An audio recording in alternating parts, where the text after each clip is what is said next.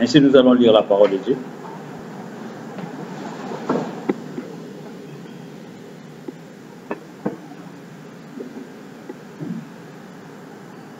Prenons notre texte dans le livre de Zacharie. Zacharie chapitre 4, à partir du verset 6 jusqu'au verset 10.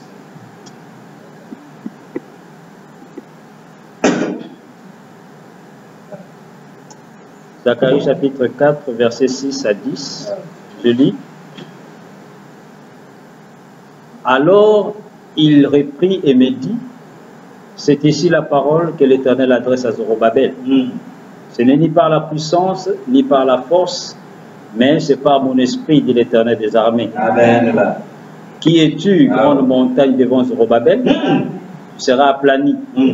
Il posera la pierre principale au milieu des acclamations. Amen. Grâce, grâce pour elle. La parole de l'Éternel me fut adressée en ces mots. Amen. Les mains de Zorobabel ont fondé cette maison, et ses mains l'achèveront. Amen. Et tu sauras que l'Éternel des armées m'a envoyé vers vous. Amen. Car ceux qui méprisaient les jours de faible commencement se réjouiront en voyant les niveaux dans la main de Zorobabel. Amen.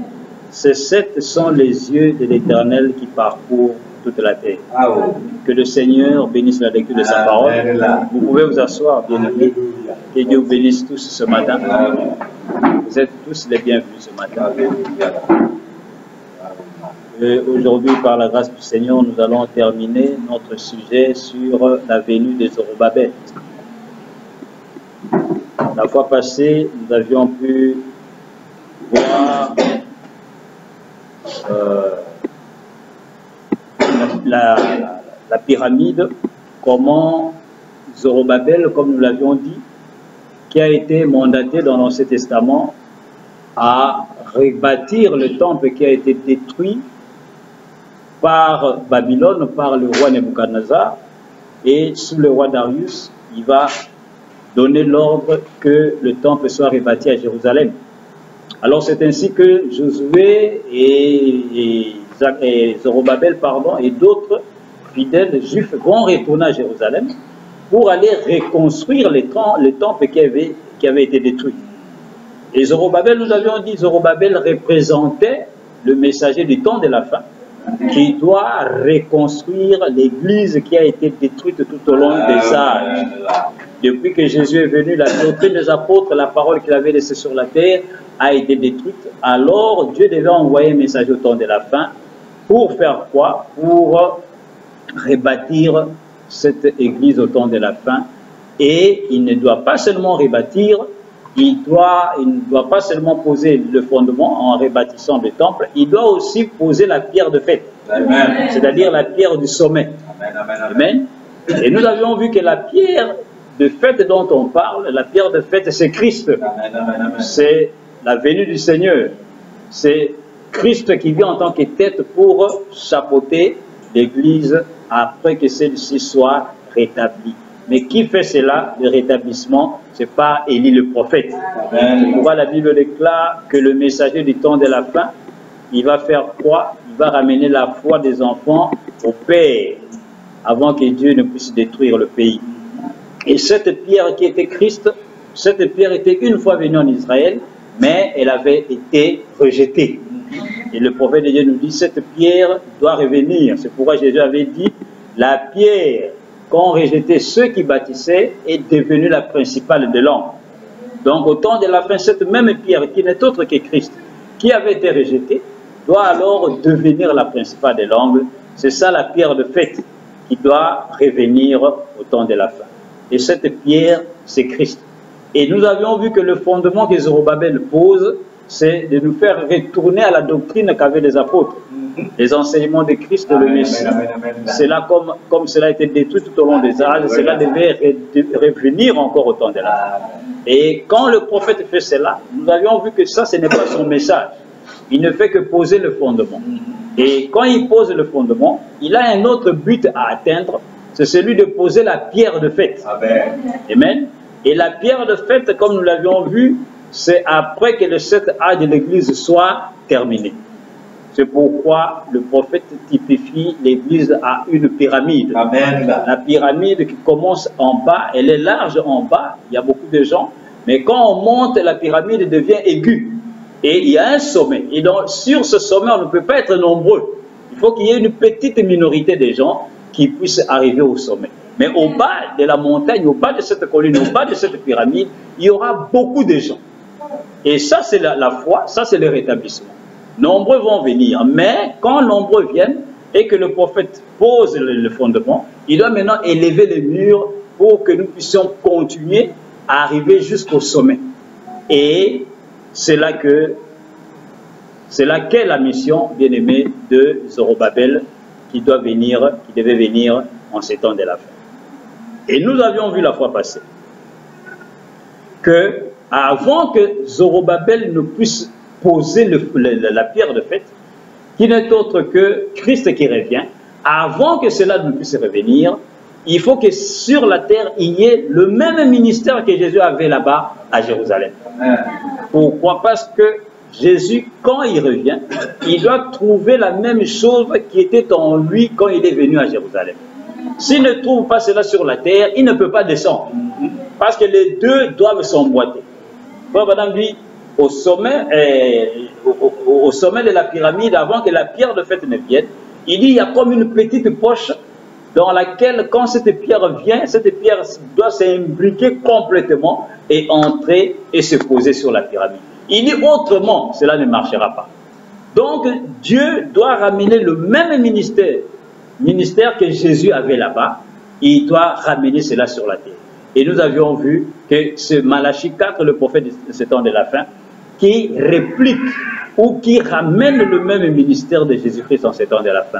C'est pourquoi dans les âmes qui sont en prison maintenant, nous avions lu au paragraphe 116, où Frère Branham dit, le ministère de Jésus-Christ s'est réincarné dans son Église en ces derniers jours. Il dit, c'est ce que beaucoup de nous croient. Il dit, je le crois avec vous. Je crois ceci. Si ce n'était pas le cas, je ferai quelque chose d'autre à ce sujet. Parce qu'après tout, c'est moi qui suis concerné dans ceci. Amen. Amen. Donc le ministère de Jésus est venu dans une chair humaine, dans Malachie 4. C'est pourquoi Frère Branham a pu accomplir les mêmes choses que Jésus avait faites là-bas. Il a discerné les pensées des cœurs. Il est né au mois d'avril. La grande constellation de 3 étoiles se sont rassemblées. Comme ça a été au temps de Jésus à l'est, à l'ouest, les mages ont vu la même chose. Pourquoi? Parce que Dieu ramène ce même ministère sur la terre, afin que lorsque la tête, qui est la pierre de fête, va descendre, alors les deux vont s'emboîter complètement et ça sera la fin. Amen. Et la pierre qui doit descendre, nous avions vu que c'est après le 7e âge de l'Église. C'est là que nous avions pu dessiner la pyramide pour montrer qu'il y a 7 âges de l'Église. Et après le 7e âge de l'Église, le prophète, entre la pierre de fête et le 7e âge de l'Église, il avait écrit Saint-Esprit. Amen. Amen. Et le dimanche passé, il y avait une très bonne question qui a été posée, disant qu'il y a certains qui disent qu'après le 7e âge de l'Église, nous entrons dans un âge intermédiaire entre le 7e âge de l'Église et la pierre de fête qui est le Saint-Esprit. Mais quand vous sondez le message de William Branham, vous ne trouverez jamais une telle chose. Amen. Le prophète n'a jamais dit cela. Pourquoi? Parce que vous allez voir à chaque fois que Frère Branham nous montre la progression de l'Église, l'Église qui prospère à partir de l'âge de Luther, à partir de l'âge de Wesley, arrivant à l'âge pentecôtiste, à partir de là, vous ne verrez nulle part où Frère Branham dit nous entrons dans l'âge du Saint-Esprit. Il dit toujours, il dit de là, nous entrons dans la pierre de fête. Amen. Le Saint-Esprit est là pour attirer l'épouse à sortir de l'âge pentecôtiste pour que lui puisse les rallier à la pierre de fête. Le Saint-Esprit, c'est le cou qui relie le corps à la tête. Amen. Donc le Saint-Esprit ne nous prend pas pour nous laisser ici dans les airs entre la pierre de fête et l'âge pentecôtiste à entrer d'attendre la venue de la pierre de fête. Non. Écoutez ce que Frère Branham dit dans l'adoption, à la page 69, projet le 18 mai 60 au soir. Adoption, au paragraphe 48. Si vous avez le livre, page 69. Page 69. Au paragraphe 48.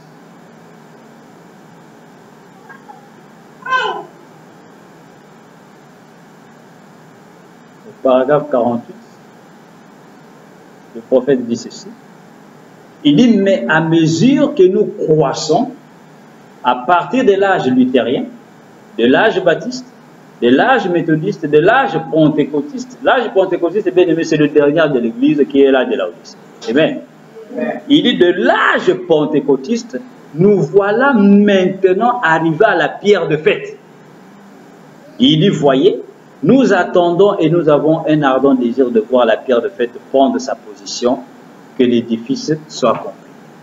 Frère Branham dit, de l'âge pentecôtiste, nous voilà maintenant arrivés à la pierre de fête. Il ne dit pas nous voilà maintenant arrivés à l'âge du Saint-Esprit. Non.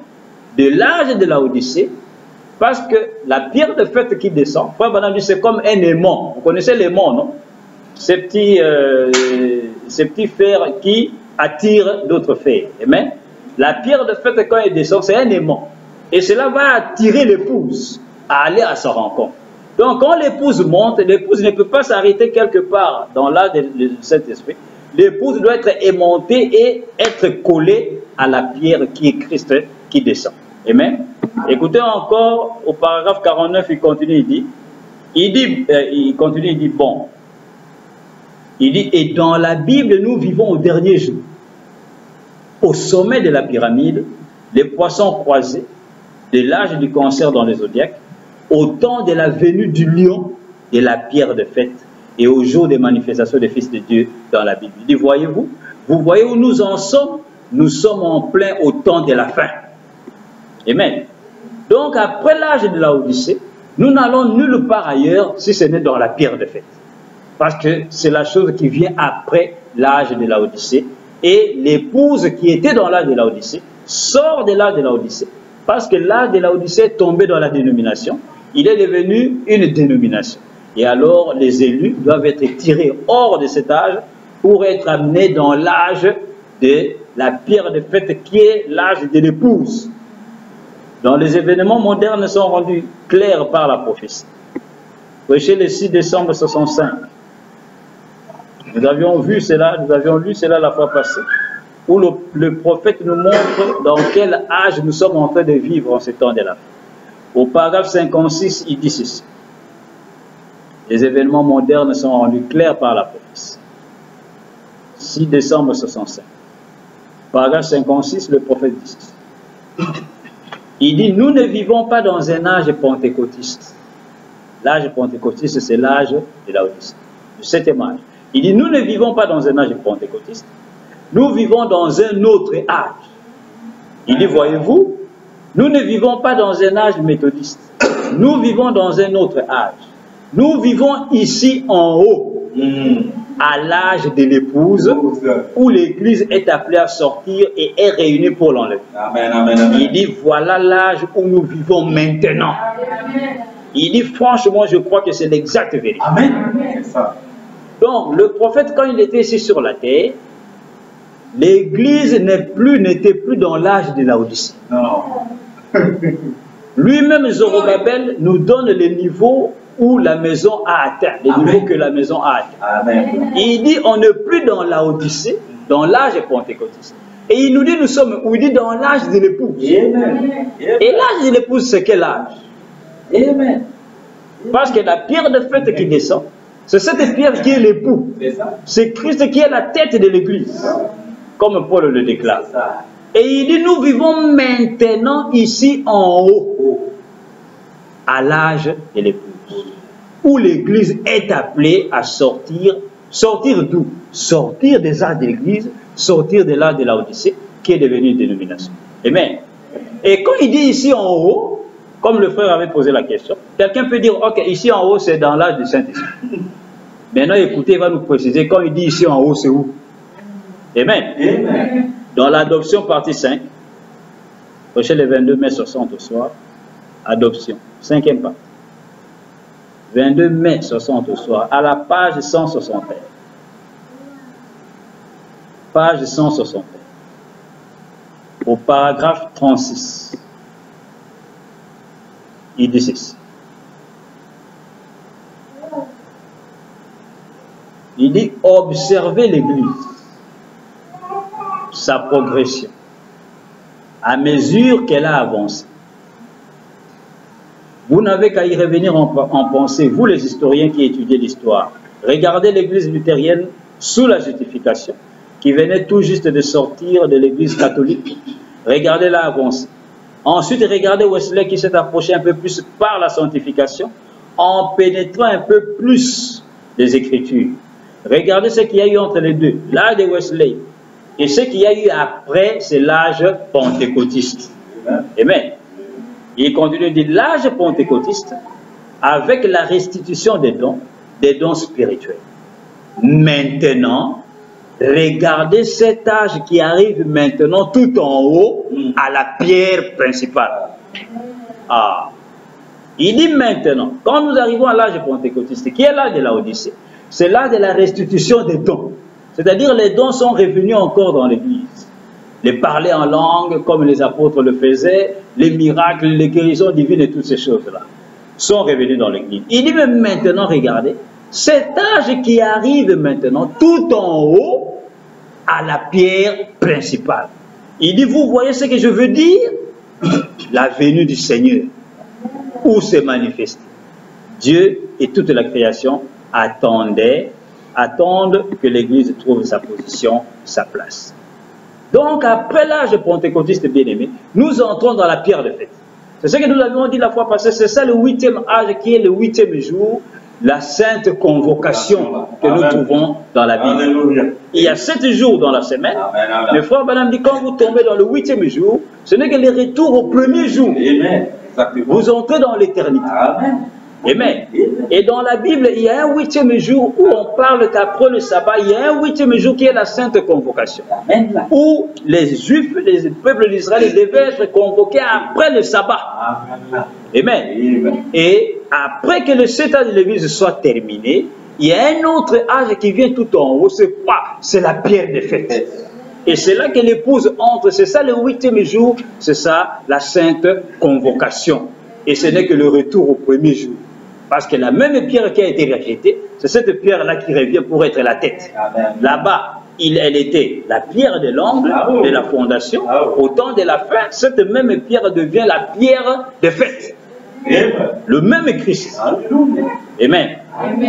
Maintenant, nous allons maintenant progresser pour voir maintenant Zorobabel qui rebâtit la maison. Cette maison, c'est quoi? Réellement, en profondeur, c'est quoi? Nous savons que c'est l'Église. Amen. Mais le prophète de Dieu va encore nous révéler ce que signifie une maison dans la Bible. Quand on parle de la maison, cela veut dire dans la prédication, une vie cachée. Prêché le 6 octobre 55. Après-midi. Paragraphe 25. Une vie cachée.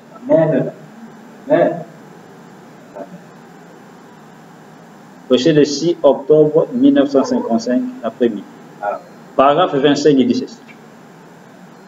Il dit maintenant, revenons à la vie cachée et voyons ce qui va être exigé pour atteindre ce niveau de l'adoption.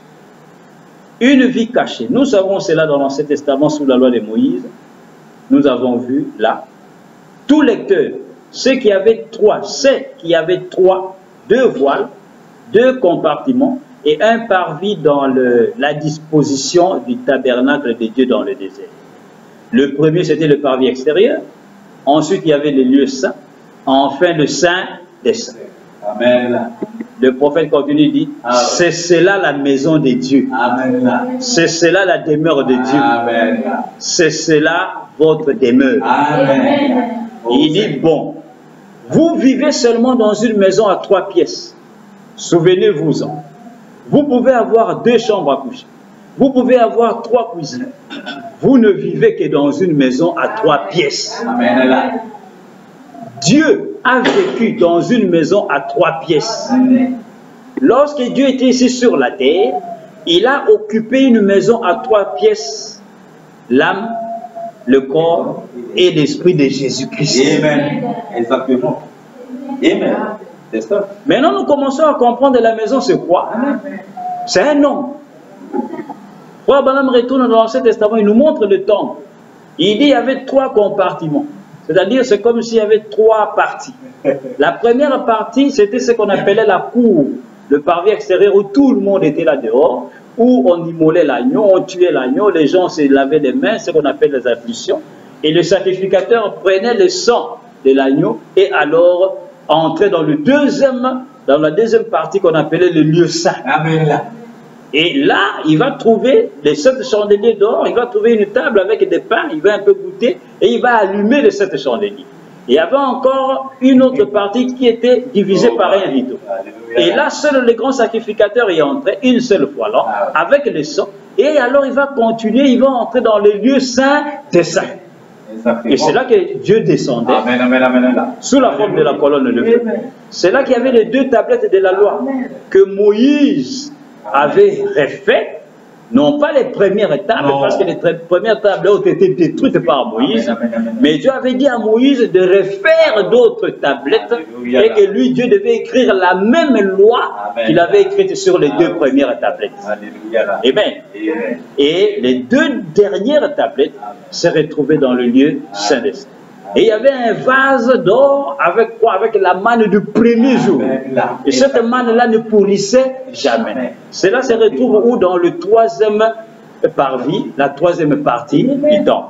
Et Frère Branham typifie cela à un corps. Il dit, vous avez un corps, vous avez un esprit et vous avez l'âme. Et c'est dans l'âme de l'homme que Dieu vient habiter, qui est la 3e partie d'un être humain. Amen. Et dans cette 3e partie, qui est le lieu saint des saints, il y avait aussi le bâton d'Aaron qui avait refleuri. Un bâton qui était sec, complètement desséché. Mais quand ce bâton entre dans le lieu saint des saints, parce que là, il y a la vie. Là, Dieu lui-même est là. Le bâton a redonné encore des feuilles. Et ce bâton-là était là. Nous montrons que c'est dans le 3e parvis, qui est le lieu saint des saints, le jour du Saint-Esprit, que la vie revient sur la terre. Amen. Et nous avions vu une fois où Dieu nous montre, la Bible nous montre que la vie est venue sur la terre le 3e jour. Amen. Amen. Où les arbres ont poussé. Et Frère Branham dit, Dieu habite dans une maison à 3 pièces. Et il dit, vous pouvez avoir une maison comme celle-ci. Vous avez un salon, vous avez une chambre ou 2 ou 3. Et vous avez une cuisine ou 3 cuisines. Il dit, tout ça, ce n'est rien, mais vous avez juste 3 pièces. Parce que les 3-4 chambres, ce n'est que des chambres. Amen. Amen. Et il dit, Dieu, quand il était ici sur la terre, il a occupé une maison à 3 pièces. Il dit, c'était quoi? Il dit, c'était l'âme, le corps et l'esprit de Jésus-Christ. Amen. Donc, nous voyons, la maison, c'est un corps. Amen. Amen. Amen. Écoutez encore dans questions et réponses sur les Hébreux. 2e partie. CO2, volume 1, à la page 267. Chez les 2 octobre 57. Amen. Questions et réponses sur les Hébreux. Partie 2. 2 octobre 57 au soir. CO2, volume 1, à la page 267, paragraphe 438 à 439. Il dit ceci. Il dit, j'ai dit, alors le Père et le Fils, c'est autre chose. Jésus a dit, quand vous me voyez, vous avez vu le Père. Vous voyez? Le Père et le Fils. Le Père, c'était le Tout-Puissant Jéhovah Dieu qui a fait sa demeure dans un tabernacle appelé Jésus-Christ, lequel était le Fils de Dieu oint. Amen. Jésus était un homme. Amen. Dieu est esprit. Amen. Personne n'a jamais vu Dieu. Mais le Fils unique du Père l'a fait connaître. Sa personnalité, son être, sa divinité, tout ce qu'il était, c'était Dieu. Il n'était ni plus ni moins que Dieu. Pourtant, il était un homme. Amen. Il était un homme, virgule, une maison dans laquelle Dieu demeurait. Madame dit, c'est vrai, il était la demeure de Dieu. Alléluia. Qui était la demeure de Dieu? Jésus, un homme. Amen. Dieu est venu tabernacler, habiter en nous. Amen. Ainsi, quand on parle du temple, quand on parle du tabernacle, quand on parle de la maison, c'est un homme. Comme les Amen. C'est pourquoi dans Hébreux 10:5, Paul a dit, tu n'as voulu ni sacrifice ni offrande, mais tu m'as formé un corps. Dans la stature d'un homme parfait, le prophète dit ceci, prêché le 14 décembre 62, à la page 50. Paragraphe 252 dit ceci. Il dit, bon, c'est la maison dans laquelle Dieu habite. Non pas un bâtiment avec une grosse cloche au sommet et un haut clocher. Vous voyez? Mais tu m'as formé un corps. Un corps dans lequel Dieu peut habiter. Dieu peut marcher. Dieu peut voir. Dieu peut parler. Dieu peut agir. Amen. Amen. Un agent vivant de Dieu. Dieu marchant sur deux pieds en vous. Gloire. Les pas du juste sont dirigés par Dieu. Amen. Alléluia. Amen. Donc nous voyons bien aimé que la maison, quand on dit la maison dans la Bible, c'est un nom. Et Paul lui-même a dit, il dit, ne savez-vous pas que vous êtes les temples de Dieu? Nous sommes les temples de Dieu, les temples du Saint-Esprit. Dieu veut nous prendre pour qu'il puisse venir habiter en nous. Et Dieu a habité un jour en Jésus-Christ dans toute sa plénitude, c'est-à-dire tout Dieu est descendu et est entré dans sa maison et il a vécu là dans un homme appelé Jésus-Christ. Donc la maison, c'est quoi? C'est un corps. Et Zorobabel doit revenir en ces temps de la fin. Pour faire quoi? Pour rebâtir la maison de Dieu. Rebâtir l'autel, rebâtir la demeure de Dieu en ces temps de la fin. C'est pourquoi ce même Zorobabel, qui est le prophète du temps de la fin, quand il vient, lui-même il nous dit qu'il n'est pas venu pour bâtir des organisations. Écoutez ce qu'il va nous dire dans la stature de l'homme parfait. Au paragraphe 135, il dit ceci. Il dit, nous ne construisons pas une organisation. Non. Il dit, je ne suis pas ici ce matin pour construire une organisation. Christ ne m'a jamais envoyé pour construire une organisation. Christ m'a envoyé pour construire des individus et les amener à la stature de Jésus-Christ afin qu'ils soient les lieux d'habitation de son esprit et les distributeurs de sa puissance par sa parole. Par sa parole. Il dit, voyez-vous, édifier l'individu et l'amener à cette position. Pas construire une organisation pour en faire une plus grande dénomination, mais construire des individus pour en faire des fils et des filles de Dieu. Il dit, voilà l'idée. C'est ça. Donc la maison que Zorobabel rebâtit, bien aimé, c'est un homme. C'est un corps. Et c'est ça l'église de Dieu. C'est ça la demeure de Dieu. Pourquoi? Parce que Dieu doit venir habiter dans ce temple. Amen.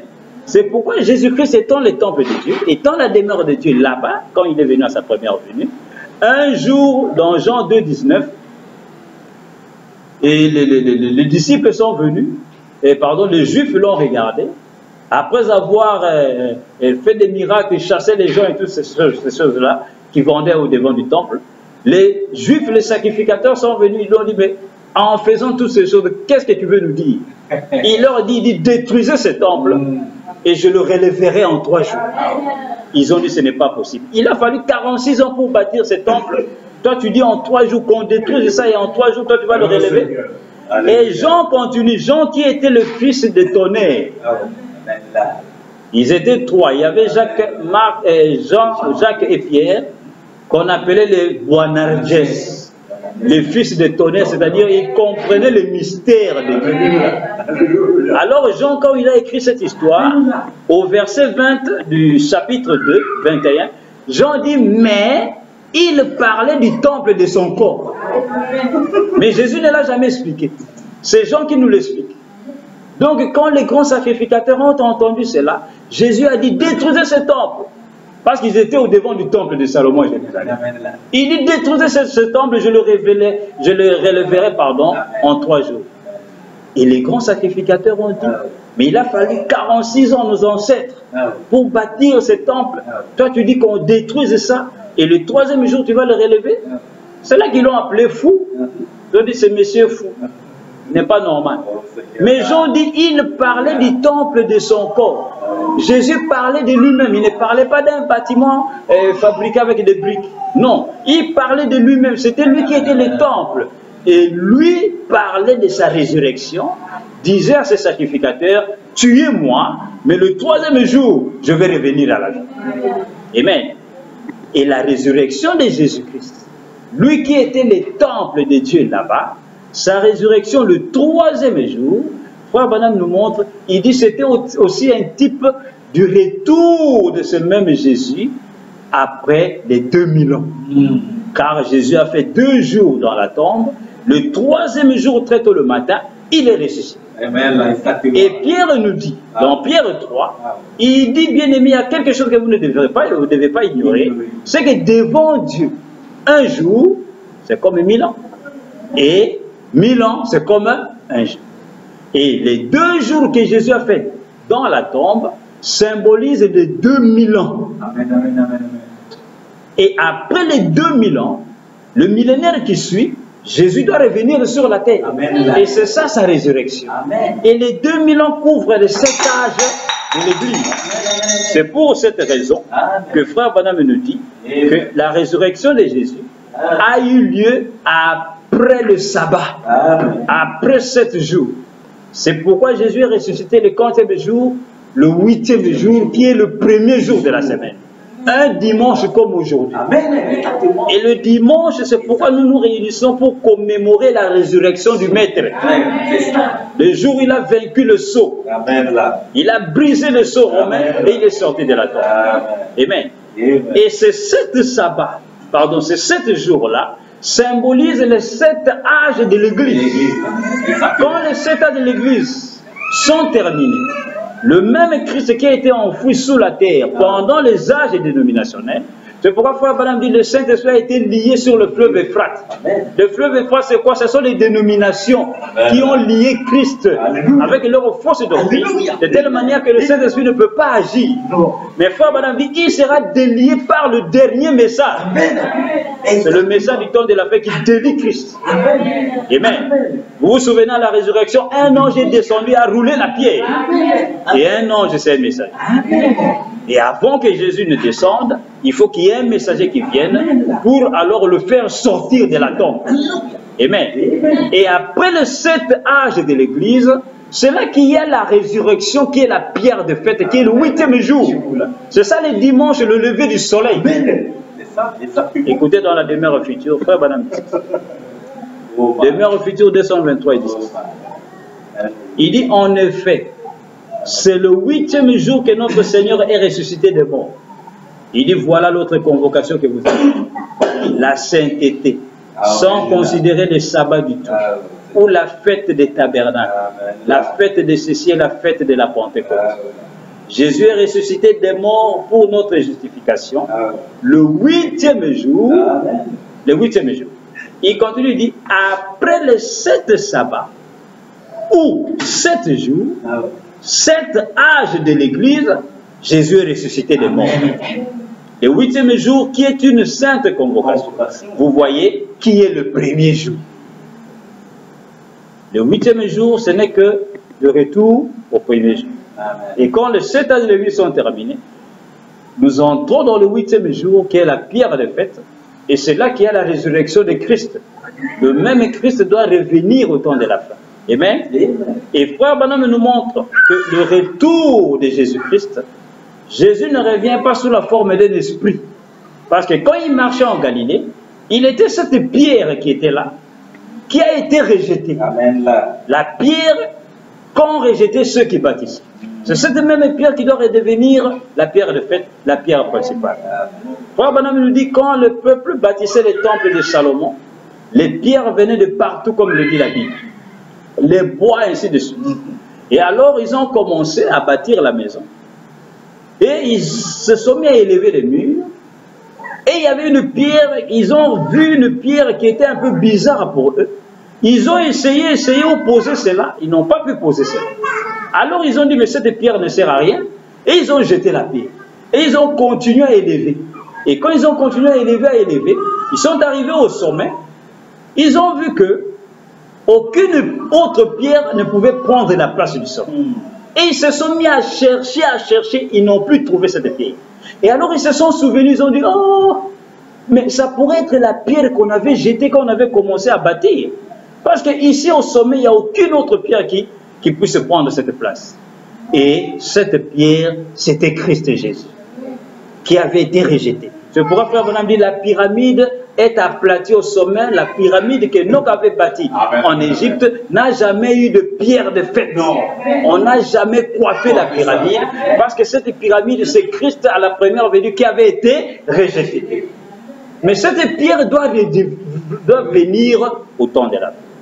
Et lui qui était la pierre là-bas, il était un homme. Amen. Mais regardez, il était à la fois la pierre et la maison de Dieu. Ne l'oubliez pas.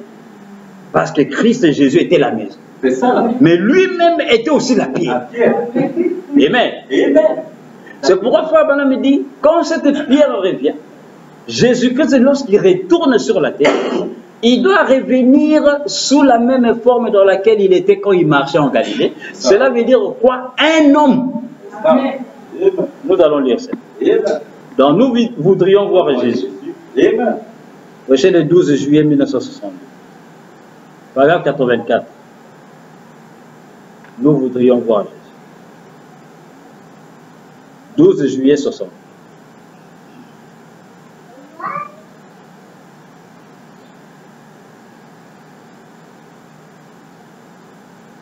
Pardon, nous voudrions voir Jésus. 12 juillet 62.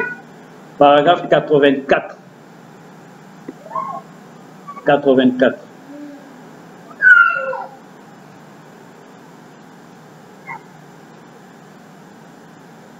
Il dit ceci. Il dit, Monsieur, nous voudrions voir Jésus. En plus, que se passerait-il si un homme entrait ici avec du sang, lui coulant dessus, avec des empreintes de clous et tout le reste? Jésus, lorsqu'il viendra, tout œil le verra, tout genou fléchira, et toute langue confessera lorsque le corps de Jésus retournera. Il dit, je crois dans sa venue littérale, un corps physique descendant des cieux avec un cri, avec la voix de l'archange et la trompette de Dieu. Les morts en Christ ressusciteront. Mais son esprit est ici avec nous. Et comme l'Église, de la même manière, la pyramide arrive à un point comme celui qu'avait atteint l'Église au jour de Luther, au jour de Wesley, au jour des Pentecôtistes. Et maintenant, juste avant que la pierre de fête entre en elle, cette Église doit être parfaitement affûtée, au point que le même ministère qu'il avait exercé ici, son esprit, le même esprit, aura une telle prééminence qu'il introduira ce même corps carrément là-dedans et ressuscitera le corps tout entier. Il dit c'est exact. Amen. Gloire à Dieu. Frère Branham dit, je crois en sa venue littérale. Amen. Le corps physique de Jésus-Christ qui va revenir des cieux avec un cri, avec la voix de l'archange et le son de la trompette. Il y a eu une fois où nous avions étudié ces trois choses. Frère Branham dit, les cris c'est quoi? C'est le message du temps de la vie. La voix c'est quoi? C'est le message. Le son de la trompette c'est quoi? C'est le message. Les trois choses ne font qu'une chose. Et Jésus, quand il retourne dans son corps physique, vous ne pouvez pas avoir les cris à attendre la venue du Seigneur. Vous avez eu les cris comment? Parce que c'est avec ça qu'il est revenu. C'est ça. Amen. 1 Thessaloniciens. Amen.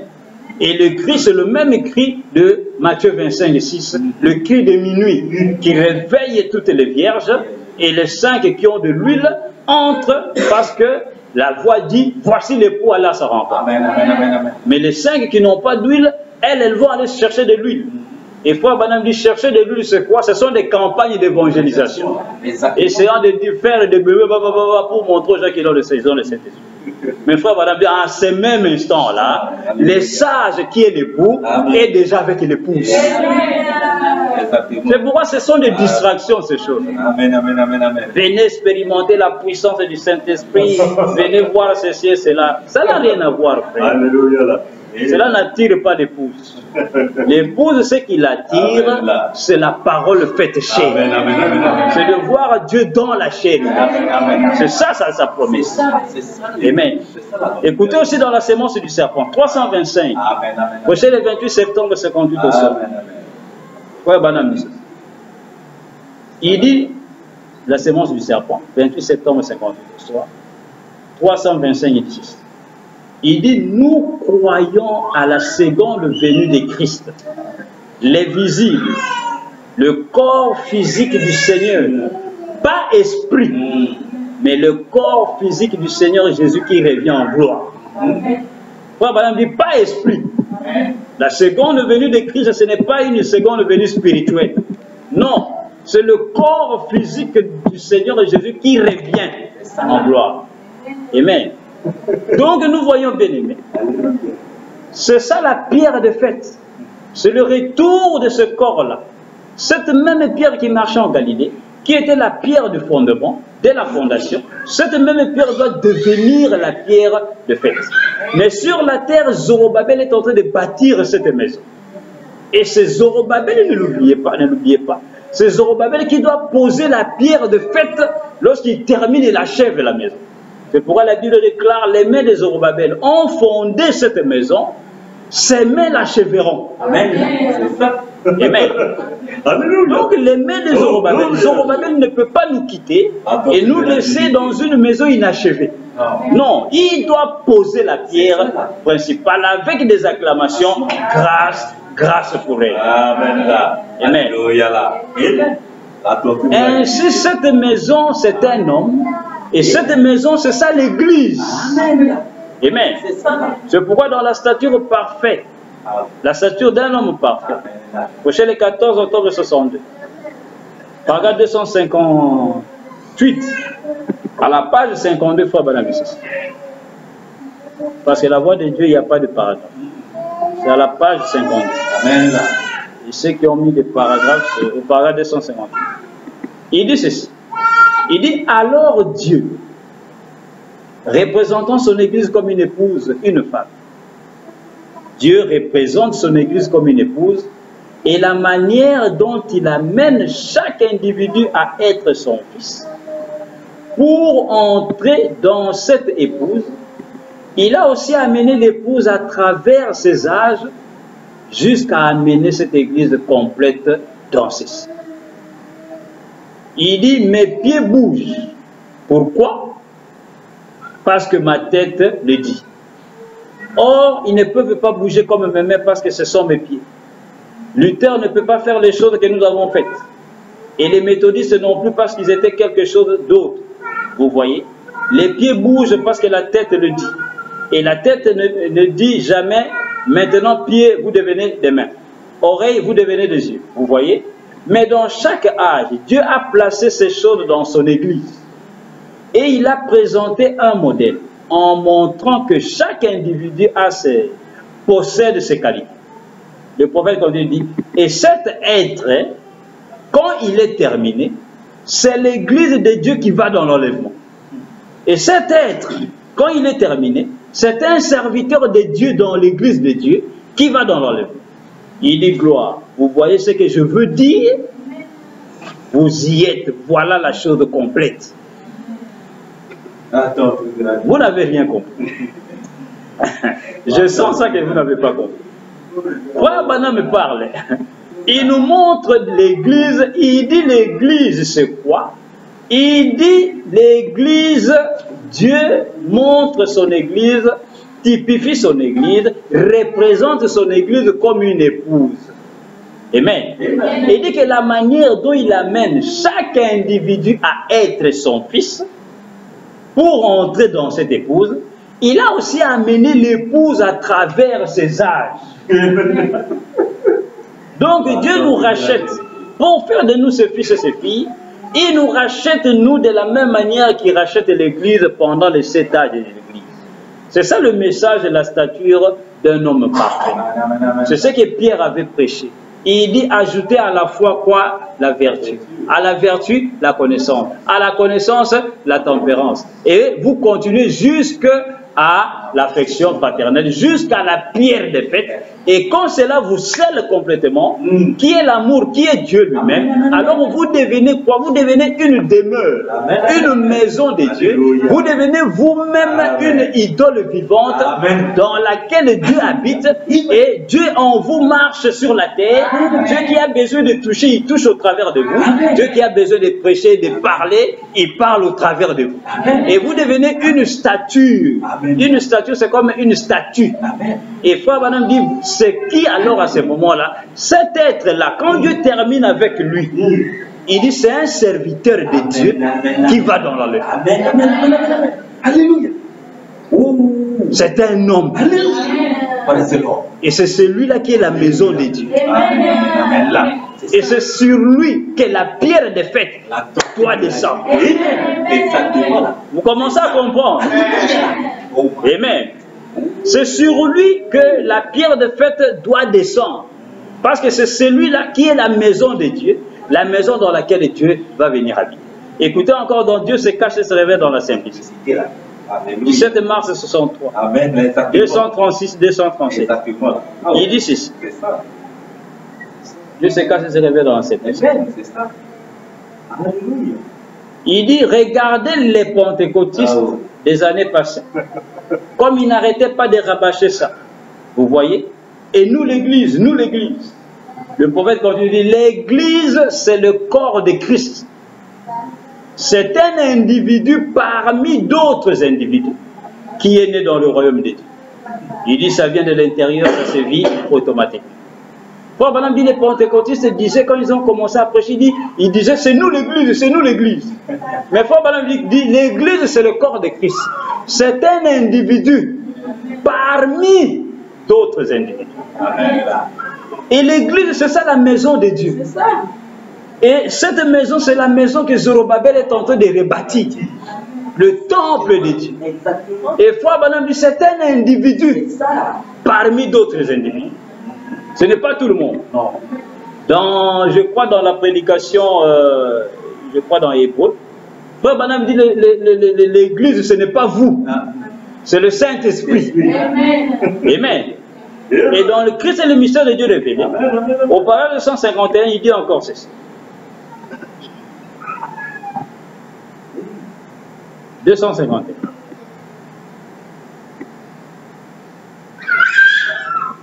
Amos. Va là-bas, tout près de la pharmacie. Regarde s'il n'y a pas quelqu'un. Christ est le mystère de Dieu révélé. Prêché le 28 juillet 63. Amen. 251.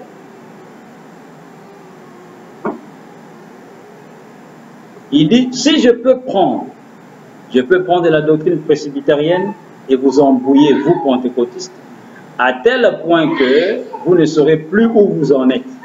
Je peux prendre la doctrine baptiste et vous montrer à vous pentecôtistes 1 million de choses dont vous ne savez rien. C'est vrai. Mais ce n'est pas ce qu'il faut. Son église, ce n'est pas ça. Son église, ce n'est pas ça. Quand il dit son église, c'est lui-même révélé. Amen. Amen. Est-ce que vous voyez ça? Il dit c'est lui-même révélé et exprimé par la parole elle-même qui prouve qu'il est Dieu. Amen. Vous voyez? L'église, c'est Christ lui-même qui se révèle à nous. Quand la parole est manifestée et révélée à nous, là où la parole est révélée, c'est ça Dieu, c'est ça plutôt l'église. C'est là que Dieu parle, c'est ça son église. Amen. Ainsi nous voyons, c'est ce que Agé avait dit en son jour, pardon. Agé 2:9. Agé dit, la gloire de cette dernière maison sera plus grande que celle de la première, dit l'Éternel des armées, et c'est dans ces lieux que je donnerai la paix, dit l'Éternel des armées. Amen. Agé parle de la gloire de la dernière maison. Mais il dit que la gloire qui sera dans cette dernière maison sera plus grande que celle de la première. Donc il y a une première maison. C'est ça les temples qui avaient été détruits dans l'Ancien Testament. Les temples, les lieux d'adoration, les gens venaient adorer. Cela a été détruit, mais Zorobabel, Josué et les fidèles juifs sont revenus à Jérusalem pour rebâtir les temples. Amen. Ça, c'était une autre maison, un autre temple rebâti sur le même emplacement du premier temple. Et quand vous lisez, je crois, Agé, vous allez voir, la Bible déclare le jour où on avait achevé cette maison-là, les vieux se souvenaient de la première maison et pleuraient. Mais le jeune se réjouissait en voyant la pierre de fête être posée dans cette dernière maison. Mais les vieux qui avaient vu la maison d'avant, c'est-à-dire le temple ancien, et ils pensaient à cela, ils regrettaient, ils disaient oh. Mais les jeunes hommes se réjouissaient de voir un nouveau temple rebâti. Amen. Et ce temple-là symbolisait Christ et Jésus. Quand Jésus est venu, il est mort, c'était la destruction du temple. Amen. Mais ce temple, au temps de la fin, doit être rebâti. Par qui? Par Zorobabel.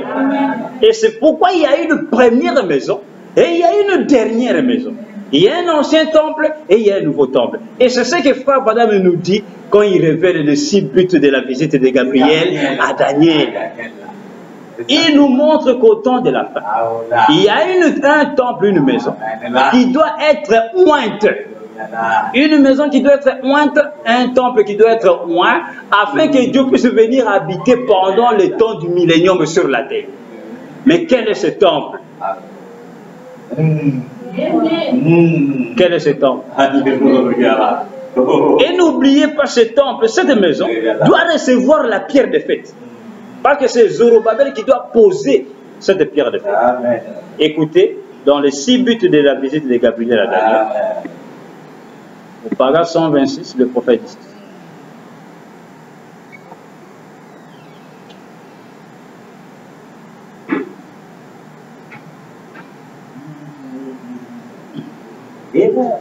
Le prophète dit ceci. Les 6 buts de la visite de Gabriel à Daniel. Au paragraphe 126, frère Branham dit ceci. Il dit bon. Et quand Zorobabel a fait la dédicace de son temple, après qu'il a été reconstruit, il n'a pas été oint de nouveau, parce qu'il avait déjà été oint. Il avait été démoli par la suite, et il avait simplement été rétabli. La destruction l'avait atteint. Il avait été rétabli, relevé, alors il n'y avait plus à loindre. Une fois qu'il avait été oint, ça restait valable et ça l'est encore aujourd'hui même. Amen. Frère Branham continue, il dit, mais quand Dieu établira le tabernacle du millénium, il oindra le Saint des Saints. Amen. Non pas ton lieu saint, mais le Saint des Saints. Exactement là. Frère Branham parle ici de Zorobabel, où il nous dit, Zorobabel a rebâti les temples. Amen. Mais le jour où il a dédicacé les temples, c'est-à-dire les gens sont venus pour inaugurer, comme on dit aujourd'hui, la maison est terminée. Frère Branham dit, on ne devait plus, l'onction n'est plus descendue, parce que le premier temple avait déjà été oint. Amen. L'onction, il dit, ça ne servait à rien que l'onction descende encore. Il dit pourquoi? Parce que le temple a été rétabli et relevé. Il dit alors il n'y avait plus à loindre, on n'a pas oint les temples. Il dit une fois qu'il avait été oint, ça restait valable et ça l'est encore aujourd'hui même. Mais Frère Branham il continue, il dit, mais quand Dieu établira le tabernacle du millénium, il oindra le Saint des Saints. Non pas ton lieu saint, mais le Saint des Saints. Donc au temps de la fin, il y a un temple qui doit être oint. Amen. Au paragraphe 133, toujours le 6 buts de la visitation de Gabriel à Daniel, 133, 134, le prophète dit ceci. 133, 134, il dit ceci. Les 6 buts de la visite de Gabriel à Daniel. Il dit, au commencement était la parole. Et la parole était avec Dieu, et la parole a été faite chair, et elle a habité parmi nous. Qui était-ce? Jésus. Quand on lit les Écritures, il dit, son nom est la parole de Dieu. Amen. Les armées qui sont dans le ciel le suivaient sur des chevaux blancs, revêtus d'un fin lin blanc. Amen. pur, gloire, la voici qui vient. De sa bouche sort une épée aiguë pour frapper la nation. Les pétra avec une verge de fer et il foulera la cuve de vin de l'ardente colère du Dieu Tout-Puissant. Il avait sur son vêtement et sur sa cuisse un nom écrit, Roi des rois et Seigneur des seigneurs. Paragraphe 134, frère Valami. Qu'est-ce qu'il y avait eu? Son peuple venait de le couronner Roi des rois et Seigneur des seigneurs. Il revenait à son saint temple, loin de la présence de Dieu, pour vivre et régner avec son église pendant tous les milléniums. Frère Valami dit Amen. Elle fait son apparition avec le roi puissant pour prendre sa place à ses côtés, le nouveau temple royal oint. Amen. Vous voyez cela? Oh non, Seigneur. Ici, Frère Branham lit Apocalypse 19, où Jésus-Christ est en train de chevaucher un cheval blanc, descendant et sur sa cuisse, il y a un nom écrit Roi des rois, Seigneur des seigneurs. Mais Jean dit, mais il a un nom que personne ne connaît. Mais il s'appelle la parole. Et il descend. Frère Branham dit, qu'est-ce qu'il y a eu alors? Il dit, son peuple l'avait couronné Roi des rois et Seigneur des seigneurs. Et il revenait à son saint temple, loin de la présence de Dieu, pour vivre et régner avec son église pendant tous les milléniums. Il dit Amen. Elle fait, c'est-à-dire l'église, elle fait son apparition avec le roi puissant pour prendre sa place à ses côtés. Deux points, un point virgule, pardon. Frère Madame dit, le nouveau temple royal oint. Il y a un nouveau temple royal qui doit être oint au temps de la fin. Amen. Et le temple, c'est la maison de Dieu. Amen. Mais la Bible déclare qu'au temps de la fin, la maison de Dieu doit être rebâtie par Zorobabel. Et Zorobabel, c'est le dernier messager du temps de la fin. Et il doit poser le fondement. Et il doit aussi poser la pierre principale qui est la pierre de fête, c'est-à-dire la pierre du sommet. Et Frère Branham dit ici, il y a un nouveau temple royal qui doit être oint. Mais ce temple-là, c'est quoi? Frère Branham dit ceci, au paragraphe 116 ici. Toujours les 6 buts de la visitation de Gabriel à Daniel. 116 et 117, il dit ceci. Il dit maintenant, pour oindre le Saint des Saints, ce que je vais dire maintenant va peut-être sembler un peu étrange pendant un instant, pour beaucoup d'entre vous qui êtes des enseignants, mais bien, attendez un petit instant là de voir à quoi on en arrive. 117, frère Valandi. Il s'agit ici d'oindre non pas un homme, Jésus est déjà oint. Pas vrai? L'Assemblée dit Amen. Amen là. Dans le livre des Actes, il est dit que Dieu a oint Jésus du Saint-Esprit et qu'il allait de lieu en lieu faisant les biens, guérissant les malades et ainsi de suite. Jésus est déjà, il est le Messie. Et le Messie veut dire loin, pas vrai? Mais ici, au temps de la fin, Amen là. il doit oindre le Saint des Saints. Amen là. Exactement. 118 fois, voilà. Le Saint des Saints, qu'est-ce que c'est? C'est ça là. Il dit la façon dont je le vois, et je crois que je peux le prouver par l'écriture, c'est qu'oindre le Saint des Saints, ce sera le tabernacle qui sera utilisé pendant le millénium. Amen. Est-ce que vous voyez cela bien? Amen. Il y a un nouveau temple royal oint. Et Frère Branham me dit, il ne s'agit pas de oindre l'homme Jésus. Non. Jésus a déjà été oint. C'est pourquoi Frère Branham typifie Zorobabel dans l'Ancien Testament. Quand il a rebâti le temple, il n'a plus oint le temple. C'est le type de Jésus. Amen. Jésus ne doit plus être oint. Non. Car il est déjà oint. Mais Frère Branham dit, il y a un nouveau temple royal. Un tabernacle du millénium dans lequel Dieu doit venir habiter. C'est ce tabernacle-là qui doit être oint au temps de la fin. La maison dans laquelle Dieu doit venir habiter. Mais qui bâtit cette maison? C'est Zorobabel. Amen. Est-ce que vous comprenez cela bien? Ainsi nous voyons que la pierre qui doit être posée par Zorobabel au temps de la fin doit être posée sur une maison. Et cette maison-là, regardez les grands mystères, c'est que Christ, quand il revient, lui qui est la pierre de fête, lui-même là-bas, il était une maison. Et lui-même aussi était une pierre. Et quand il revient sous la forme d'une pierre. Mais quand il revient comme la forme de la pierre du sommet, qui est la pierre de fête, il doit trouver sur la terre un corps. C'est ça le ministère, qui est le ministère de l'épouse, qui ressemble parfaitement en tout point au ministère de l'époux qui était Christ à sa première venue. Mais avant qu'il ne puisse descendre, ce corps-là de l'épouse doit être préparé sur la terre. Et c'est la maison que Zorobabel a bâtie en ce temps de la fin. Et cette maison, Zorobabel lui-même doit poser la pierre de fête, qui est Christ Jésus, le même qui marchait en Galilée, qui doit revenir dans son corps physique pour venir chapeauter la pyramide, se oindre à cette maison ici sur la terre, après que cette maison soit terminée.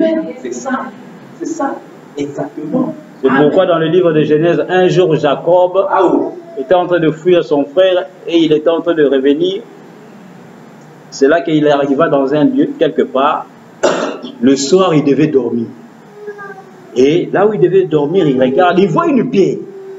Et il prend cette pierre, la Bible déclare, il en a fait son coussin, le chevet. Et il a posé sa tête sur cette pierre et il s'est endormi. Et quand il s'est endormi la nuit, il a eu un songe. Quel était ce songe? Il voit les anges, il voit une échelle. Vous connaissez l'échelle, non? Il voit une échelle, hein, sur laquelle on monte. Et il voit les anges de Dieu monter et descendre. Monter et descendre. Jacob s'est réveillé et dit, ce n'est pas possible. Ce lieu ici est redoutable. Je ne savais pas que ici, c'est ici la maison de Dieu. Et la Bible déclare, Jacob prend cette pierre-là et va en faire un monument et il va moindre l'huile sur cette pierre-là. Et il n'avait pas posé ses pieds, non, il a posé sa tête. Et la pyramide, c'est un homme. Et la pierre sur laquelle Jacob pose sa tête, c'est Christ, la pierre de fête. La pierre du sommet de la maison. Amen. Et alors, la Bible déclare, Jacob va donner le nom de ces lieux-là, Bethel. Et pourtant, la Bible déclare, ces lieux-là s'appelaient Luz. Jacob change le nom de ces lieux, donne un nom nouveau à ces lieux-là, et il appelle Bethel la maison de Dieu. C'est pourquoi Jésus avait dit en son jour aux Juifs, il dit, vous, un jour, vous allez voir les fils, les anges, les fils de l'homme, les anges monter et descendre sur les fils de l'homme. Allez fouiller dans la Bible, les disciples n'ont jamais vu cela. Cela n'est jamais arrivé au temps de Jésus. C'est en ce temps de la fin. Lorsque Luc 17:30 s'accomplit, que les anges descendent, montent sur le Fils de l'homme. C'est ce qui est arrivé en Arizona, lorsque la nuit est apparue. Amen. Ainsi, nous voyons bien aimé, Zorobabel ne peut pas quitter la scène sans qu'il ne pose la pierre principale, la pierre de fête qui est Christ. C'est pourquoi le dimanche passé, nous avions lu la vision ou le songe que Dieu avait donné au fils du prophète et de frère Billy Paul, où il voit frère Branham entrer dans une église avec des flammes de feu qui sortaient de ses yeux. Nous allons relire cela. Dans la prédication, il y a ici un homme qui peut allumer la lumière. Prêché le 29 décembre 63. 29 décembre 63. Il y a ici un homme qui peut allumer la lumière. 138. Prêché le 29 décembre 63 au matin. Frère Branham raconte le songe que son fils avait eu. Il dit ceci. Il dit, mon fils Billy Paul parle dans son sommeil, mais il ne rêve pas très souvent. L'autre nuit, il a fait un rêve qui l'a impressionné. Il dit avoir rêvé qu'il était à l'église et que je n'étais pas encore arrivé. Il dit que lorsque je suis entré, des flammes sortaient de mes yeux et que je dis, c'est le moment, c'est terminé. Et que tout le monde s'est mis à crier, ce n'est pas possible, et mes enfants. Ma femme dit, je ne peux pas laisser Sarah demander la bénédiction à table, etc. Billy dit, je dois aller chercher Loïs et le bébé. Loïs, c'est la femme de frère Billy Paul. Amen. Et dans le songe, le frère Branham me dit, Billy Paul lui dit, papa, quand tu es entré, il y avait des flammes qui sortaient de tes yeux. Et alors, tu as dit, c'est le moment, c'est terminé. Et les gens se sont mis à courir de partout.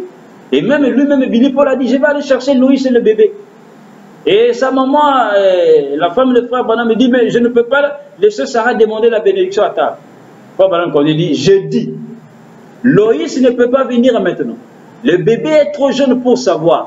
Billy, c'est l'heure. nous devons aller. J'ajoutais, il est minuit. Avant le lever du jour, Jésus sera là. Si ce n'est pas le cas, je suis un faux témoin de Christ. Et quelqu'un éleva la voix, il dit, nul ne connaît la minute ou l'heure. Le prophète continue, il dit, je n'ai jamais indiqué de minute ou d'heure, j'ai dit avant le lever du jour. Et je dis, partons, Billy, c'est le moment, partons. Et nous sommes montés dans la voiture et sommes partis. Nous commençâmes à gravir une montagne. Et à ce moment-là, il sembla que la lumière s'élevait, mais le ciel était sombre au-dessus de la terre. Billy dit que je m'arrêtais au bord de la route, leva les mains ainsi, et que les flammes continuaient à jaillir de mes yeux. Il dit que j'ai prononcé ces paroles. Seigneur, je fais cela à ton commandement. J'ai fait cela simplement parce que tu m'as dit de le faire ainsi. J'ai fait ces choses selon ce que tu m'as dit. Et je fis signe à une grande montagne de granit. Une lumière, sans l'aide d'aucune main, détacha une pierre de la montagne. Cette pierre pesait des tonnes et elle s'est mise à rouler. Je dis, tourne la tête, ne regarde pas. Tout sera fini dans quelques minutes. Il dit qu'alors un grand et saint silence s'établit partout pendant que cette pierre venait se mettre en place. Frère continue, il dit, il est peut-être plus tard que nous ne pensons. C'est tout à fait scripturel. Vous voyez, cette pierre détachée de la montagne sans l'aide d'aucune main. Un de ces jours, il en sera ainsi et vous aurez des raisons de crier. Je lui dis, vous avez déjà eu ce temps, jour après jour. Dieu a constamment donné des avertissements. Oui, même s'il s'agit de mon propre enfant, l'heure est là. Je ne puis dire que ce qu'il m'a dit de dire, et cela sera, et cela a été. Et alors, soudain, voici qu'il vient, une pierre se détachant de la montagne sans l'aide d'aucune main. Daniel avait vu cela bien des années auparavant, vous le voyez. Billy n'en savait rien, mais c'était un rêve que lui envoyait le Seigneur. Ah. Vous voyez cela bien.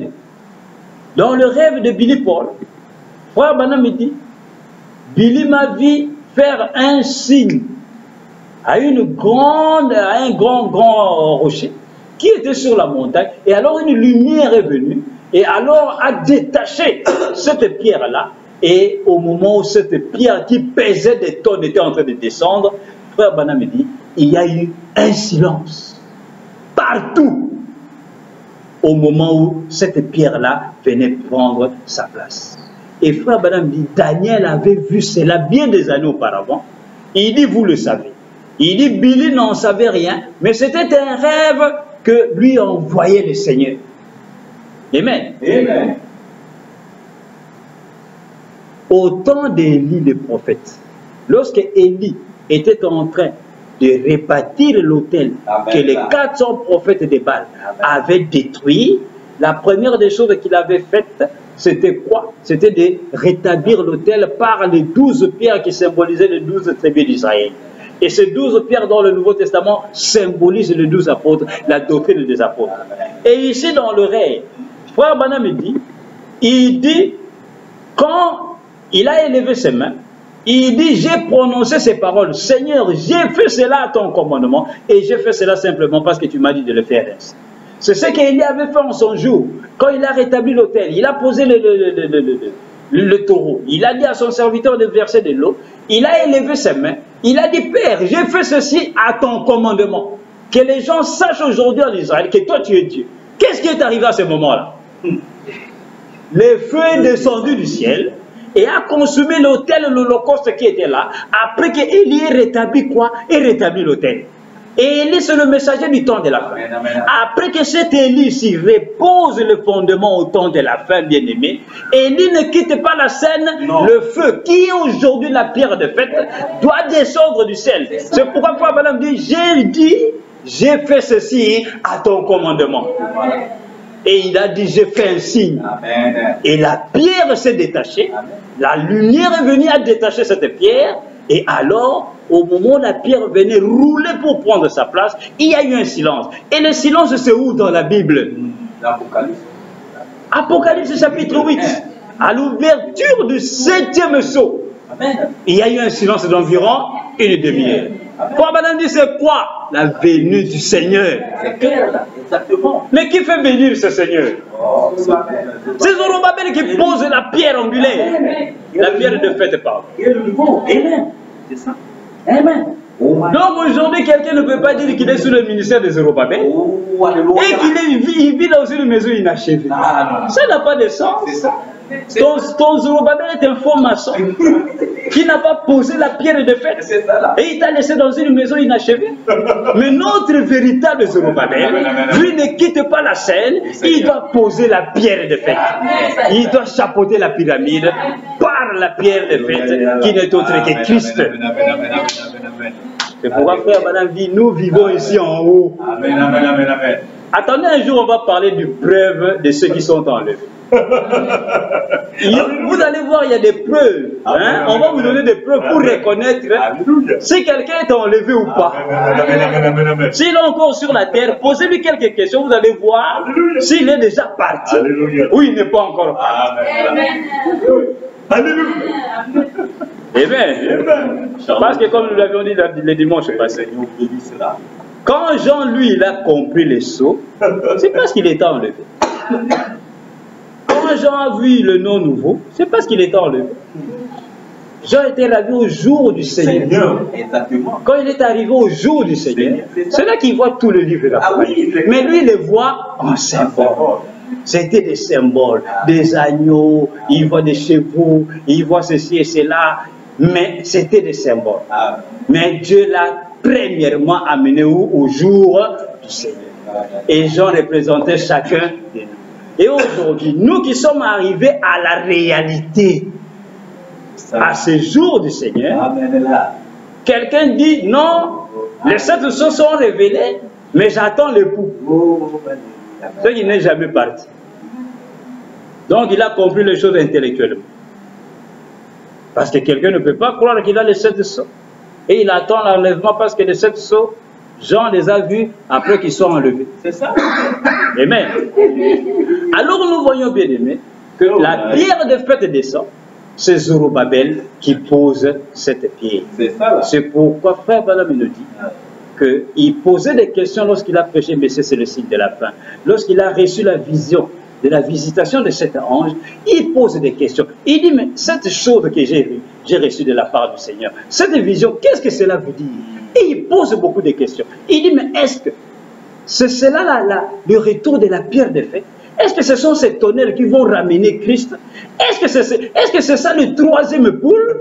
Il pose beaucoup de questions. Il dit, Église, moi je ne sais pas, mais faites attention, quelque chose va arriver. Amen. Et il pose une autre question, il dit, est-ce que c'est un ministère qui vient? Écoutez, dans Messieurs, c'est le signe de la fin.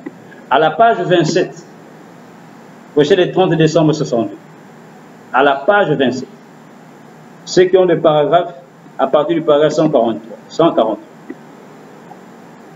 144.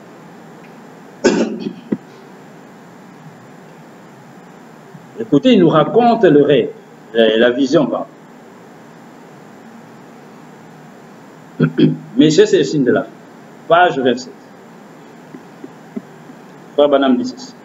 Il dit, je pouvais voir ces anges. Il est en train de raconter le songe. Il dit, je pouvais voir ces anges dont les ailes étaient dirigées vers l'arrière, qui voyageaient plus vite que le son. Ils sont venus de l'éternité en un instant, comme en un clin d'œil. Amen. Pas suffisamment pour battre des paupières, juste un clin d'œil, et ils étaient là. Je n'eus pas le temps de compter. Je n'en eus pas le temps. Je ne pouvais que regarder. C'était des grands et puissants anges, blancs comme de la neige. Leurs ailes en battant faisaient... Et à ce moment-là, je fus élevé dans cette pyramide, cette constellation. Je pensais, maintenant ça y est, tout mon corps était engourdi. Et je dis, oh là là, cela veut dire qu'il y aurait une déflagration qui me tuera. Déflagration, c'est une explosion. Amen. Il dit, je suis maintenant à la fin de ma route. Quand cette vision disparaîtra, je ne dois pas dire cela aux gens. Je ne veux pas qu'ils le sachent. Mais le Père Céleste m'a maintenant fait savoir que mon temps est terminé. Je ne le dirai pas à ma famille pour qu'elle ne se fasse pas de soucis à mon sujet, parce qu'il est sur le point de s'en aller. Et ces anges sont venus me chercher. et je vais bientôt être tué dans une sorte d'explosion. Moi, madame, c'est ce qu'il pensait dans la vision. Quand il a entendu cette explosion, une forte explosion, il dit, mais cela veut dire peut-être que c'est ma fin et les anges sont venus pour me prendre pour que je puisse retourner à la maison. Il continue, il dit, puis cette pensée me vint alors que j'étais dans cette constellation. Il dit, non, ce n'est pas cela. Si cela t'avait tué, cela aurait aussi tué Joseph. Et je pouvais entendre Joseph qui m'appelait. Puis je me retournais et je pensais, Seigneur Dieu, que signifie cette vision? Je me le demandais et ensuite cela m'est venu. Non pas une voix, cela m'est simplement venu. Oh, ce sont les anges du Seigneur qui viennent me donner ma nouvelle commission. Il dit, et quand cette pensée me vint, je levai les mains et dis, oh Seigneur Jésus, que veux-tu que je fasse? Et la vision me quitta. Il croyait qu'il allait mourir. Mais il dit, une pensée est venue. Et cette pensée lui a dit, non, ce sont les anges de Dieu qui sont venus t'apporter une nouvelle commission. Et c'est là qu'il dit, alors j'ai levé les mains, j'ai dit, Seigneur, que veux-tu que je fasse? Et il dit, ce n'était pas ma mort, cela ne montrait pas que j'allais mourir, mais c'était quoi? C'était les anges qui m'apportaient un autre travail à faire. C'est pourquoi nous avions vu la fois passée que Zorobabel, il pose le fondement, mais quand il pose le fondement, ce n'est pas encore son message. Ce n'est pas ça son message. Mais il a un autre but à atteindre. Et le deuxième but, qui est le deuxième apogée, c'est ça son message qui est le plus important, afin que l'épouse puisse être retirée de la terre et entrer dans la présence du Seigneur. Écoutez encore à la page 48, toujours message de signe de la fin. Amen, amen, amen. Page 48. Il pose encore la même question. Il dit, il pose d'autres questions, pardon. Il dit, cela se pourrait-il que le puissant tonnerre, ou le septième ange dans cette constellation qui en contenait 7, formant une pyramide, soit 3 de chaque côté et 1 au sommet, et venant de l'éternité. Cela se pourrait-il? Est-ce le mystère des tonnerres qui ramènera la pierre fêtière? Vous savez, la pyramide n'eut jamais de fête. La pierre fêtière doit encore venir. Elle a été rejetée. Cela pourrait-il, frères et sœurs? Il pose encore une autre question. Il dit, où est-ce ce troisième poule dont il m'a parlé il y a 3 ou 4 ans? Ah, Frère Branham va relier maintenant la visitation de cet ange à la venue de la pierre de fête, à la venue de cette tonnerre, à son ministère qui est le troisième poule. Et il pose la question, est-ce que c'est ce troisième poule dont il m'a parlé il y a 3 ou 4 ans passés? Est-ce que c'est cela qui revient? C'est ce qui va commencer. Amen. Donc nous voyons, bien aimés, quand Frère Branham arrive à recevoir la vision de la visitation de cet ange, qui sont venus sous la forme d'une pyramide, 7 anges formant une pyramide, il dit, ils m'ont pris et ils m'ont amené dans cette pyramide le jour où cette vision s'était accomplie. Amen. Amen. Et alors, le prophète de Dieu va nous révéler maintenant qu'est-ce que cela réellement veut dire.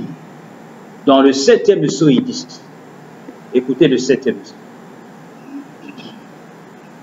7e psaume. Paragraphe 403, 404. Il dit ceci. Il dit, vous vous rappelez les tout petits messagers. Ils sont partis vers l'est. Les deuxièmes messagers, les colombes, des oiseaux un peu plus grands, un peu plus, gros, ils sont partis vers l'est et puis j'ai regardé. Eux étaient avec moi tout le temps. C'était le premier et le deuxième. Amen. Le prophète montre que dans la vision qu'il avait reçue, il y avait un petit groupe d'oiseaux, premièrement. Et ces oiseaux se sont envolés. Il y a eu un autre groupe d'oiseaux, comme des colombes, un peu plus bons et un peu plus clairs. Ils étaient sur une branche et après ils se sont envolés. Frère Branham me dit, ça c'est mon premier poule, mon second poule, c'est-à-dire ma première partie de mon ministère et ma deuxième partie de mon ministère, typifié, symbolisé dans la vision par les deux groupes d'oiseaux. Mais il dit après que ces deux groupes d'oiseaux soient partis, il y a eu premièrement quoi? Une explosion, un tonnerre. Et après, Frère Branham dit, c'était des anges de Dieu. Ce n'était plus des oiseaux. Amen. Et il continue de dire maintenant, les troisièmes sont venus de l'ouest, ils sont arrivés à une vitesse vertigineuse et ils m'ont emporté avec eux. C'était de revenir à l'est avec le mystère de ces 7 sceaux. Précisément comme ce qui avait été dit dans le songe de Junior Jackson, que le Seigneur m'avait permis d'interpréter pour lui là. Il continue de dire, à l'intérieur de cette pyramide, il y avait de la pierre blanche qui n'avait rien d'écrit dessus. C'est pour cette raison qu'il m'a fallu aller à l'ouest pour faire le contact avec le message de ces anges, de revenir ici révéler cela à l'église. Il dit, vous vous souvenez, j'avais dit que les choses qui allaient se passer ensuite, ce serait ici à l'église. C'est tout à fait exact. Quand les anges apparaissent sous la forme d'une pyramide, le prophète de Dieu a été élevé de la terre et est entré dans cette pyramide. Les anges l'ont pris et l'ont amené à l'intérieur de la pyramide. Et Frère Branham me dit, rappelez-vous du rêve de Junior Jackson, où j'étais en train d'expliquer les écrits qui étaient sur la colline, et après j'ai pris une barre de fer et j'ai frappé le sommet de la pyramide, et un caillou blanc, une pierre blanche est apparue, sur laquelle rien n'était écrit. Et alors à ce moment-là, le prophète a dit à tout le monde, observez cela. Et il s'est mis à partir vers l'ouest. C'est là qu'il dit que quand la vision s'est accomplie, il se souvient de la vision de frère, du songe du frère Junior Jackson. Il dit, c'était ça la pierre que frère Junior Jackson avait vue dans son rêve. C'était la venue de ces anges-là, sous la forme d'une pyramide. Et quand ils sont venus, il dit, ils l'ont élevé. Et ils étaient exactement 7. Et ils l'ont fait entrer là. Il dit, je devais aller au contact de ces anges-là. Pour faire quoi? Pour revenir et révéler le caillou blanc sur lequel rien n'était écrit. C'est ce que Frère Branham appelle les 7 tonnerres. Amen. Écoutez encore dans le 7e psaume, par exemple, 456. Il dit une autre chose. J'aimerais vous faire remarquer ce qui est arrivé. Et si vous écoutez la bande, mais quelle heure est-il? Vous remarquerez qu'il y avait un ange qui m'impressionnait beaucoup. Les autres semblaient être ordinaires. Mais cet ange-là était un ange impressionnant. Il était à ma gauche dans la constellation en forme de pyramide. Et vous vous souvenez, c'est à l'intérieur de la pyramide que se trouvait le mystérieux roc blanc qui n'avait rien d'écrit dessus. Amen. Frère Branham continue, dit, et les anges m'ont fait entrer dans la pyramide qu'eux-mêmes formaient les mystères de Dieu qui ne sont connus qu'à eux. Et donc, eux, c'étaient les messagers qui étaient venus interpréter cette pyramide ou ce message du secret de ces 7 sceaux qui repose à l'intérieur de la pyramide. Exactement. Alléluia. Est-ce que vous comprenez ce chose? Alléluia. Frère Branham est entré où? Dans la pyramide. Quelle pyramide? La pierre de fête. Quand les anges sont descendus. Et Frère Branham dit, souvenez-vous, c'est à l'intérieur de cette pyramide que se trouvait le roc blanc, sur lequel rien n'était écrit. Et il dit, les messagers, les anges qui sont venus, et ils sont venus faire quoi? Interpréter quoi? Interpréter ce caillou blanc-là, qui était où? À l'intérieur de la pyramide. Mais qui est entré à l'intérieur de la pyramide? C'est Zorobabel. C'est pourquoi Frère Branham dit, quand les anges sont venus, ils m'ont pris avec eux et ils m'ont fait entrer dans la pyramide. Mais Frère Branham ne dit pas qu'il était seul dans la pyramide. Non. Oh, il a faute. Frère Branham dit, Jésus. Ne voyez-vous pas ses yeux? Ne voyez-vous pas son nez? Ne voyez-vous pas sa barbe? Il dit, c'est lui, exactement comme on fumait le lapin. Mais il dit, moi aussi, j'étais là-dedans. Ah. Et maintenant, les anges de Dieu. C'est pourquoi, qui ça, pardon? Zacharie avait dit, Zacharie dit que Dieu dit, voici j'ai posé au devant de Josué Amen. une pierre, et sur cette pierre, il y a combien d'yeux? 7. Il y a 7 yeux sur cette pierre. Et cette pierre, c'est quoi? C'est la pierre de fête. Et les 7 yeux, c'est qui? Ce sont les 7 anges. Et Dieu a dit, je graverai en ce jour-là ce qui doit être gravé. Gravé veut dire, hein, poser sur. Poser cela à l'intérieur. Amen. Mais qui a été gravé dans la pyramide dans ce temps de la fin? C'est Zorobabel qui a été gravé. Dieu l'a amené, il l'a mis là-dedans. Et les 7 anges sont venus pour interpréter ce qui est maintenant à l'intérieur. C'est pourquoi si quelqu'un manque de comprendre ce qui s'est passé à la nuit sur la montagne d'Arizona, terminé, il manque tout le message. C'est ça, c'est ça. Terminé, il manque le message. Alléluia. Frère Madame, quand il regardait la photo, la voix de Dieu lui dit, mais tu regardes cela d'un mauvais côté, tourne cela à droite. Quand il tourne, il voit Christ. Amen. Et il vient dire à l'église. Il dit, église, vous regardez cette photographie-là d'une mauvaise manière, tournez cela à droite et regardez qui apparaît là. Il dit, c'est notre Seigneur là-haut. Voyez-vous ses yeux? Voyez-vous son nez? Voyez-vous sa barbe? Le frère Banam déclare, les frères sont venus avec la même photo. Ils ont dit, frère Banam, nous t'avons vu dans la photo. Il dit, oui, j'étais dans la pyramide. Exactement là. Et les anges sont venus pour nous interpréter ce qui s'est passé là dans la pyramide. Mais les anges vont l'interpréter comment? Et ils sont des anges. Ils vont interpréter cela comment? C'est pour cette raison.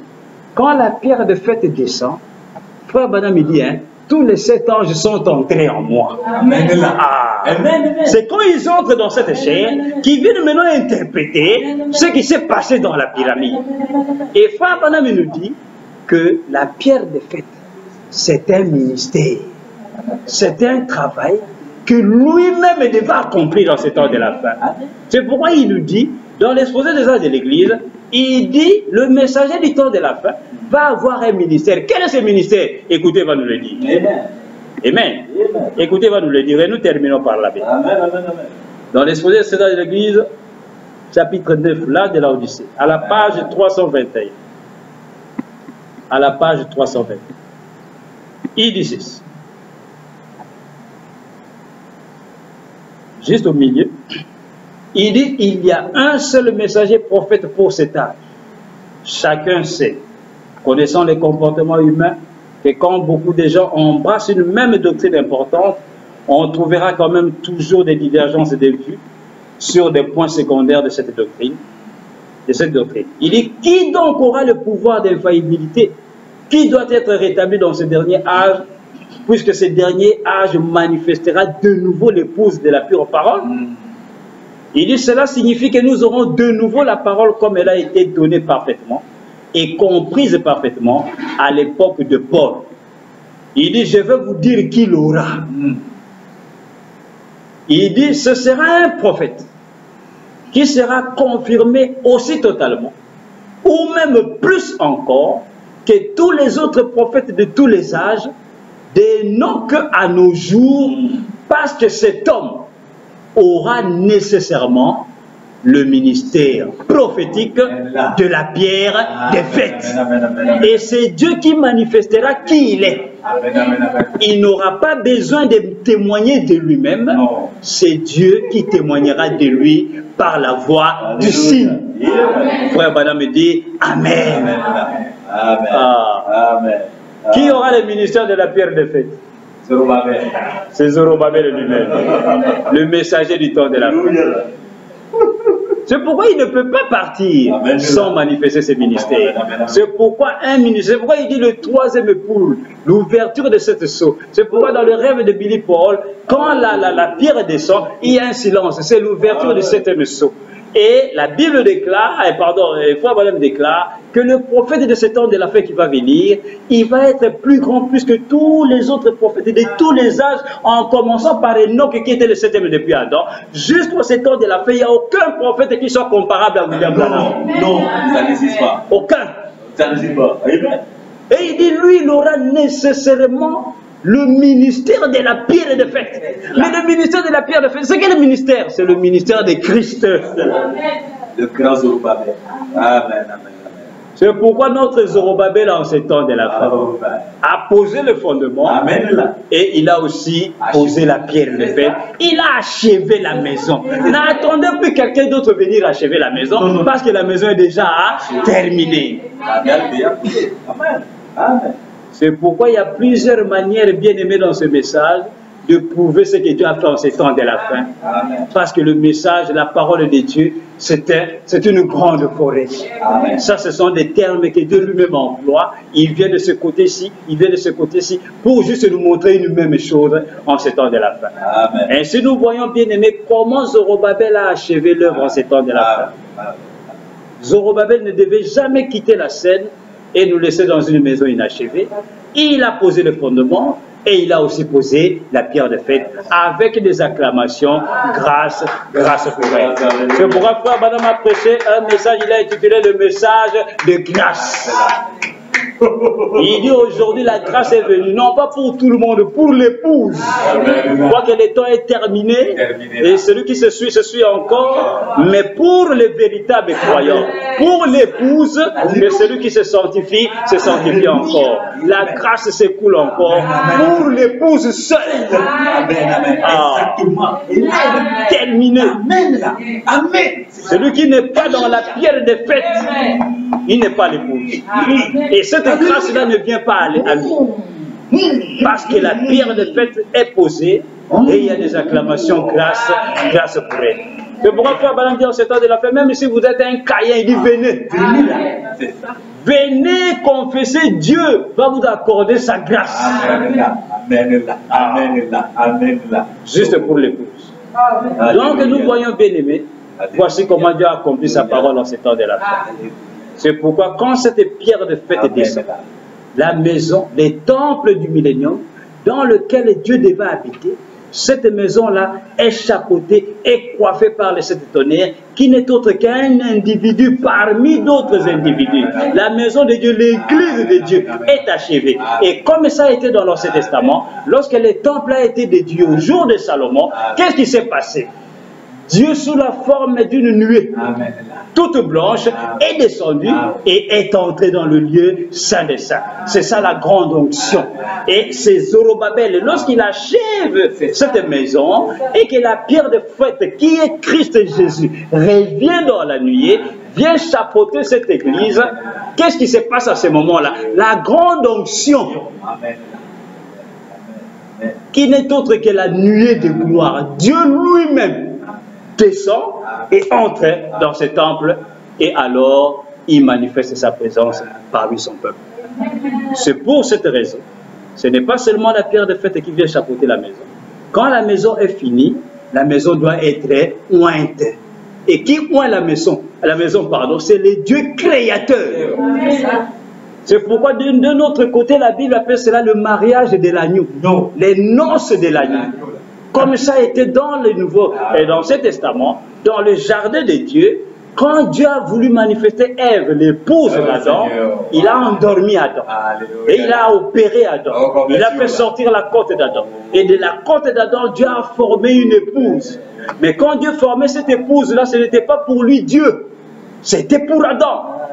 Et quand Ève a été manifestée, Dieu réveille Adam, et quand Adam se réveille, Adam regarde, il dit, voici cette fois-ci, celle qui est os de mes os, chair de ma chair, je l'appellerai femme. Mais qui a uni ce mariage-là? Dieu lui-même. Dieu lui-même sous la forme de qui? De la colonne de feu, le Saint-Esprit. Et au temps de la fin, le même mariage se manifeste au temps de la fin. L'époux qui est Christ Jésus, l'homme qui marchait en Galilée, vient dans la nuit prendre son épouse qui est sur la terre. Son église est représentée par un être humain, un serviteur de Dieu, Zorobabel lui-même. Mais qui va les unir?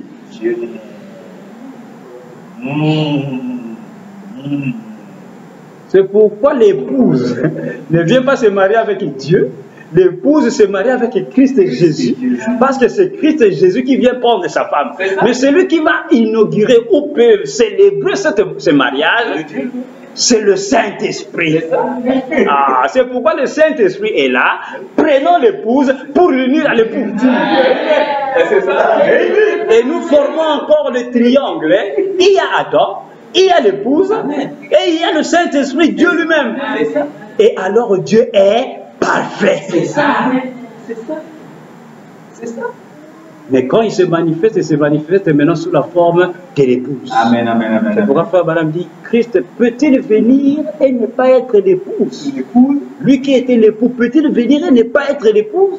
Parce que c'est lui-même qui devient l'épouse au temps de la fin.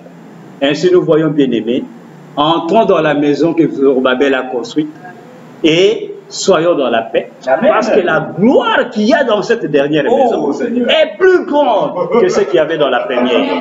Pourquoi? Parce que c'est ici qu'il y a la paix, selon Agé. C'est ici que Dieu a mis sa paix. Et la paix, c'est Dieu lui-même. Non pas la paix de ce monde, mais la paix de Christ. C'est pourquoi Jésus a dit, je vous laisse ma paix, je vous donne ma paix. Non pas comme le monde vous la donne. Ce n'est pas la paix de ces gens-ci que les gens croient, que nous, dans le millénium, nous saurons la paix. Oh. La paix c'est Christ dans le cœur du croyant. Vous êtes toujours sur cette terre, mais vous avez une paix en vous. Vous pouvez manquer un pain le matin. Quelqu'un peut venir vous piétiner, vous le regardez, vous priez pour lui. Quelqu'un peut vous insulter, vous le regardez, vous allez prier pour lui. Ah oui, c'est ça. Vous avez la paix du cœur. Rien ne vous bouscule. Non. Parce que vous êtes entré dans la maison, achevé par Zorobabel, et c'est là qu'il y a la paix. C'est ça la paix. Amen. Ainsi que la grâce du Seigneur soit avec nous tous. Amen. Que Dieu bénisse l'Esprit. Nous allons incliner nos têtes.